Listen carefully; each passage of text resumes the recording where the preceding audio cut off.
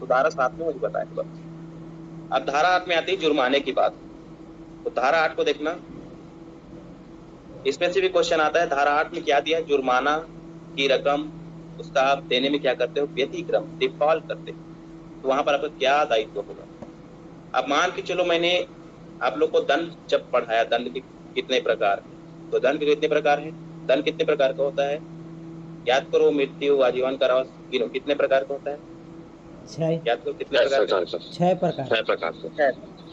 6 प्रकार का है ना? तो उसमें एक है आपका जुर्माना, राइट? 5वां प्रकार है जुर्माना और 6वां है सामुदायिक से। तो अगर जुर्माना से आपको दंडित किया गया है और आप जुर्माना देने में करते हो व्यतिक्रम, व्यतिक्रम मतलब कि डिफॉल्ट नहीं देते, तो वहां पर आपके ऊपर क्या जिम्मेदारी आएगी ये धारा में बताया। प्लस इसमें बताया है कि जुर्माना कितना लगा सकता है जज आपके ऊपर। तो देखो, पहला चीज, यदि किसी अपराध के लिए जुर्माना कितना राशि का लगाया जाएगा या नहीं बताया गया है, तो वहां पर जुर्माने की राशि असीमित हो सकेगी पर अत्यधिक नहीं। असीमित, अनलिमिटेड जुर्माना की राशि कितना लगाया जा सकता है? तो अनलिमिटेड लगाया जा सकता है, लेकिन अत्यधिक नहीं लगाया जा सकता। ये क्वेश्चन आएगा, ये पूछेगा, एक मोस्ट टाइम क्वेश्चन, इसको याद रखना कि जहां पर किसी अपराध में जुर्माना की राशि नहीं बताया गया है, तो वहां पर जुर्माना की राशि कितनी होगी? तो क्या रहेगा आंसर? जुर्माना की राशि जो है आपका असीमित हो सकेगी लेकिन अत्यधिक नहीं।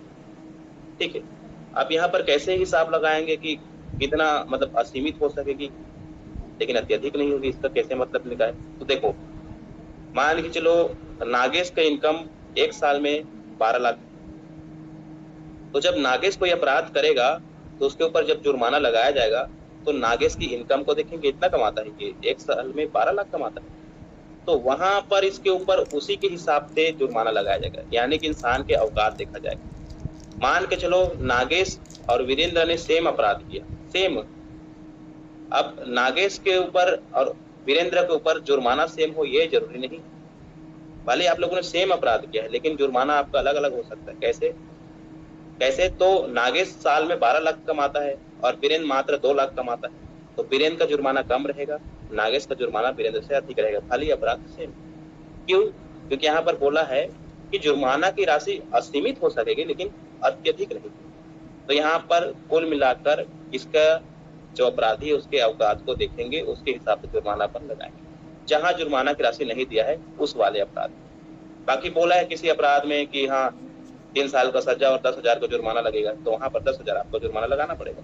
लेकिन जहां राशि नहीं दिया है कि कितना जुर्माना लगाना, खाली लिख दिया है ना, 3 साल का सजा और जुर्माना ऐसा लिख दिया, तो वहां पर तो राशि नहीं दिया है, तो कितना जुर्माना लगाएंगे? तो याद रखना, असीमित जुर्माना लगा सकते हैं, अनलिमिटेड, लेकिन अत्यधिक नहीं। अभी नागेश 12 लाख कमा रहे हैं, कल कोई ऐसा व्यक्ति आ जाए जो एक महीने में 1 करोड़ कमा रहा है, तो उसका और आप उसका जुर्माना और बढ़ा सकते हैं। ये भी बस। तो क्वेश्चन याद रखना कि अगर किसी अपराध के लिए, ठीक है, जुर्माना कितना होगा ये नहीं बताया गया है, तो वहां पर कितना होगा? अनलिमिटेड होगा, कितना होगा? अत्यधिक अत्यधिक नहीं होगा। हाँ, असीमित, अनलिमिटेड होगा, जुर्माना अनलिमिटेड होगा लेकिन असीमित होगा, लेकिन अत्यधिक नहीं। अत्यधिक नहीं होगा। हाँ, बस ये आंसर याद रखना है।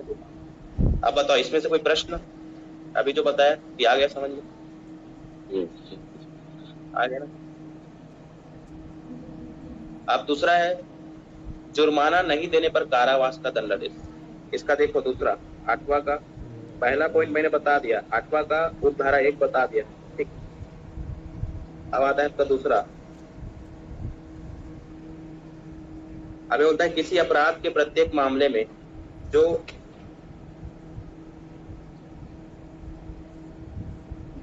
पहले देखो, किसी अपराध के प्रत्येक मामले में का जो कारावास के साथ जुर्माने से भी दंडनीय है। देखो, कारावास प्लस जुर्माना, जिसमें अपराधी कारावास सहित या रहित जुर्माने से दंडित हुआ है, और जो कारावास से जुर्माने केवल जुर्माने से दंडित जिसमें अपराधी जुर्माने से दंडित हुआ है, वहां नहीं